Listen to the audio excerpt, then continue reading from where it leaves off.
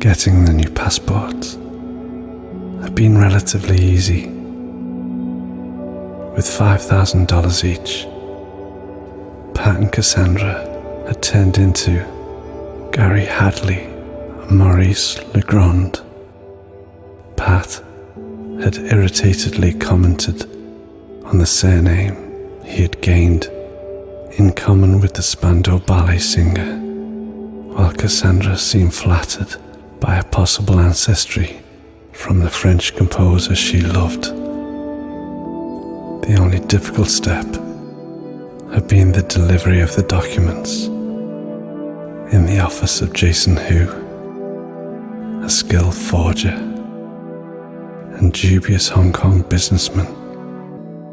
His base of operations, in fact, was the Wild nightclub, a mecca for scammers, drug dealers, prostitutes, and customers with hot cash.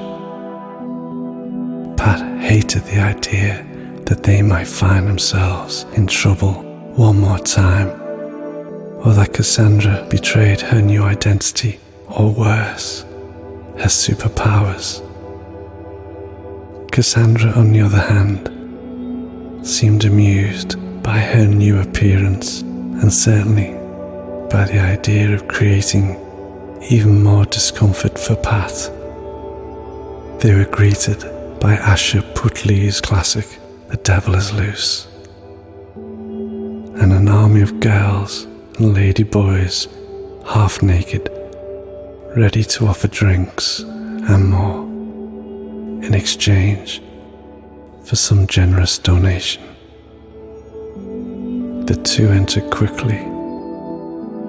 A guy with shaved head and nice eyes was already waiting for them and had led the way by opening the dancing crowd into and making them cross the dance floor, just as Moses had parted the waters of the Red Sea. Further deep inside the club, there was Mr. Hu, with the smile of a Siamese cat, waving his two passports as if they were lottery tickets. Pat handed him the money, while Cassandra looked around, surprised by the constant winking glances of the girls, which made her feel flattered and strangely aroused.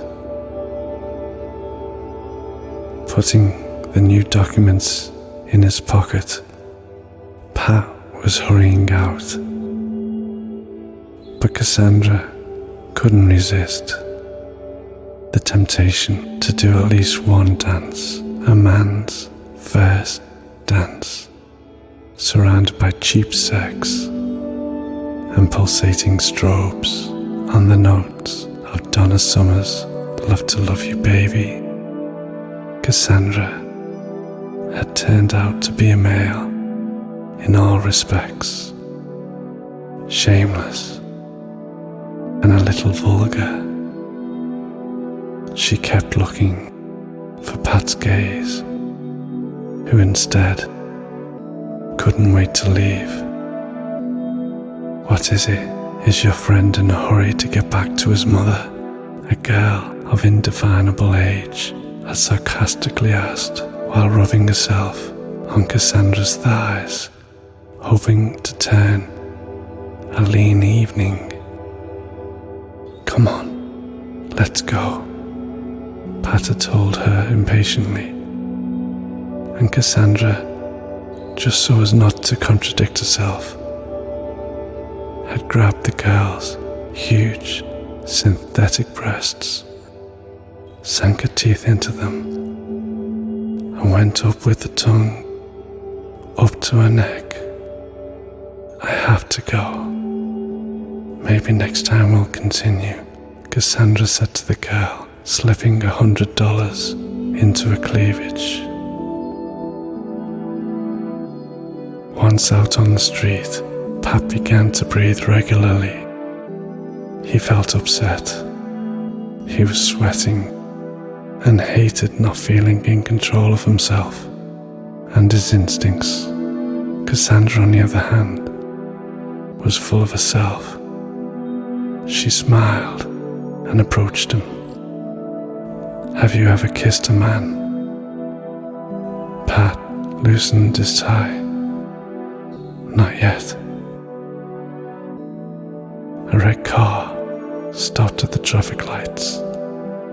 The radio was playing "I Love a Man in Uniform" by Gang of Four.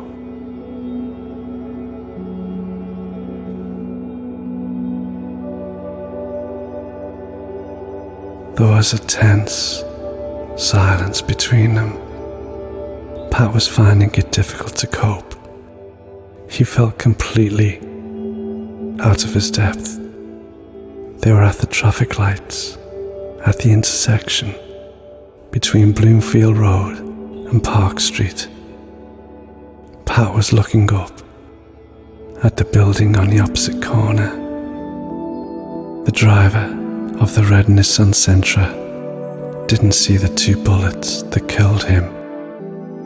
His head slumped as he was shot, his arm limp, resting on the open side window.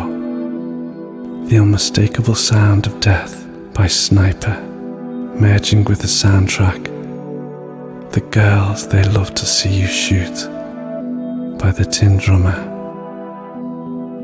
Cassandra got out the car immediately and went to see if the driver was alive. Pat followed her, looking up at the building opposite them to see if he could see the sniper better. He asked Cassandra, "Is he alive?" "No," she replied, going through his pockets. "What are you doing? Can't we just go?" "Not yet. Looking for some ID. Looking for his phone. And we have a Mac laptop there as well. Anything that we can use to identify him and find out more about who he is and what is going on." Pat was both horrified and amazed at the same time. He couldn't believe how calm and clear thinking she was, given the situation. She was like a trained Marine, and he was like a hairdresser in shock. She got hold of his right hand and put the dead man's fingertip on the phone and got access to the phone. She then did the same with the laptop. Pat was scanning the space around them for any other threats or surprises. "We got lucky," she said. "Go and get the bolt cutters from the car." "What for?" "What on earth do you need bolt cutters for?" "We don't have time. Please just go and get them." Pat got the bolt cutters and handed them to Cassandra. She then, calm as you like, cut off his right index finger at the knuckle and handed the finger and the bolt cutters to Pat. Pat was just mortified, but realised she was always 5 moves ahead of the game, but still felt the need to criticise her. "Are you mad? You have just compromised a crime scene and left your prints all over it and mutilated a dead man's finger, as well as steal his phone and laptop. We need to go now, before the police come."